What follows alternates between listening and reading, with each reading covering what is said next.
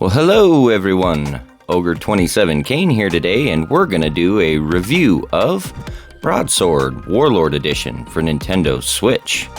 Let's do a little bit of an overview and figure out what we're talking about today.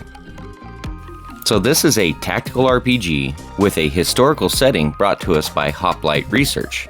This game is very reminiscent, and if you've ever played Age of Empires on the DS, you'll feel right at home. This game is very janky, very ugly, and kind of crude in a lot of ways, but something about it really draws me to it, and I enjoy the strategy and tactical element to it, as well as the historical basis. This game has a lot of fun elements to it, but don't expect to see something that's going to blow your mind. This game rivals PS1 graphics for most of it. So let's talk about gameplay. So the gameplay in this is your traditional turn-based tactical type setting. There is no story to this whatsoever. You get a little paragraph at the beginning of each battle, and there are 5 campaigns with 5 battles. Other than that paragraph just basically setting up the battle, there's really nothing else to it, and because of that, I won't be talking about any story category in this video. Another really cool feature to this is how simplistic it is. The game can really go as fast or slow as you want to. You can skip every cutscene and just move right along, and the enemy itself doesn't take too long to figure out their move and come flying at you. The game is extremely simple and it's designed around your ease of use. Now, if you don't mind some rough graphics around the edges, you might really enjoy this, as I do. There are tons of little upgrades, as you can see here, to your town and to your hero. Each faction has its own hero, which has its own abilities that they can use on the battlefield, and sometimes the abilities come in really handy and sometimes you won't ever use them. All of the different little things you can upgrade in this really depends on how long your battle's going to be and how big it is. If you do a skirmish or campaign battle, there are very different settings, where in a campaign you're usually running from one area to another and they're fairly quick. The skirmishes can take hours in this depending on how big the map is and how many resources you want to imply. I really enjoy the fact that this game really is designed around its ease of use and just getting in and out. So let's talk combat now. So the combat in this game is extremely fun and engaging, but it is very simple. It's really about moving your pieces to their pieces or vice versa and engaging and figuring out your strengths compared to their weaknesses. You have horsemen such as knights or scouts, you have pikemen, you have swordsmen, you have different kinds of archers, you have your heroes, and a few other units sprinkled in. All of these different units give their own piece, their own element to the battle and their own strategy. If you just fly up in there thinking you're going to tank everything with knights, you might just get completely decimated by a row of archers. So the game does have a certain amount of thought to it, and when you set up skirmishes, you can really heavily imply how this thought works. I love the flexibility of this system and its simplicity.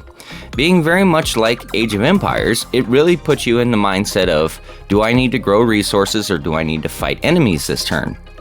The combat is basically what you'd expect from a turn-based tactical type game, but it does keep you engaged, and it really is the hook element to keep this game going.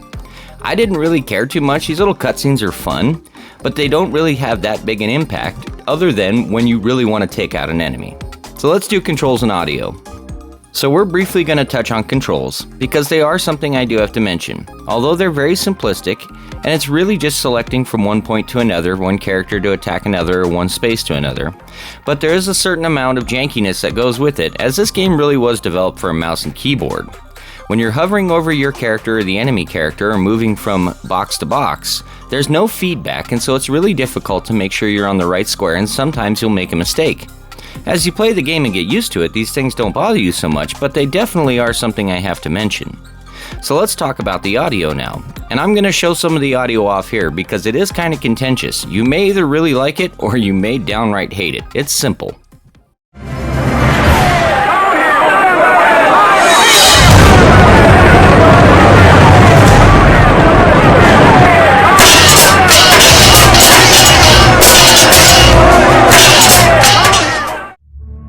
Submit or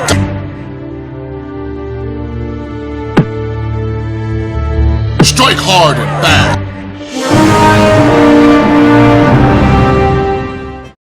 As you can see, it doesn't get much more simple than that. The game didn't really have a lot of investment in this category, but I do have to say, I really enjoyed the music side to it, and I thought that was a fun element. The intro screen has a great little I guess, hymn-like monk song that plays. And some of the music that plays in between the battles is really fun too. Now, the scenes as they take place, as you heard, they're kind of annoying. So you gotta really just take that with a grain of salt and decide whether or not you can put up with that, or whether you just want to skip every scene and forget about it. Once again, this kind of goes down to the category of, can you put up with it? Do you mind old games? Do you mind jank? Because if you don't, it might be rough. Let's do graphics and animations. So in terms of graphics and animations, this game is probably the most simplistic game I think I've played on the Switch. It really does look like a PS1 game. There's not really any redeeming qualities to this other than the fact that I just enjoy these kind of games. The setting and the mechanics and how the game works to me is really what sets it apart and why I do. But I can get it if you can't stand these muddy, old, tired, tiny screen little box graphics, this may not be for you. This game looks downright rough. It doesn't have a great frame rate, it's not very fluid, the animations are old and stilted, but it has its charm. And that's really the best way to describe this game, is charm. I loved it. So, let's move on now and do our conclusion. So in conclusion, this game kind of popped up out of nowhere for me, and I pre-ordered it from GameStop not knowing what I was getting. I really took a blind stab in the dark on this, and I'm extremely happy. I paid $30 for a physical version of this game, and I'll tell you right now, I don't think this game's going to get a very big print run. This game may sell 50,000 copies worldwide. It's going to be a tiny print run. That being said, if you enjoy tactical type setting, historical setting type games, you may want to pick this up before it becomes rare or expensive, because there is some fun to be had here. And it has its certain sort of charm, like I said before in the video, that will probably keep you coming back to it and enjoying it. There's a lot of fun elements to this game, and I think it's worth your time. So thank you for watching today's video. It was a blast to make. I upload every single Monday. If you enjoyed this, please like and subscribe, and have a great rest of your day. This is Ogre27 Kane, signing out.